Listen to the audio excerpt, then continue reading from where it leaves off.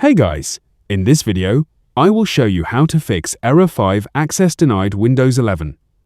Alright, let's begin. First, open the Windows search bar, type CMD. Then, right-click Command Prompt and select Run as Administrator. If the User Account Control prompt appears, click Yes.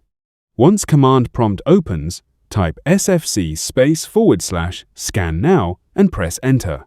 Allow the System File Checker scan to complete without closing the window.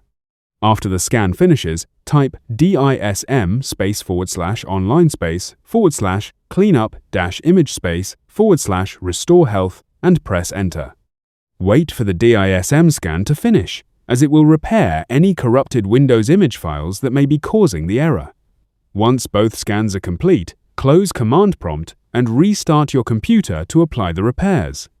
So that's basically how you can fix Error 5, Access Denied Windows 11.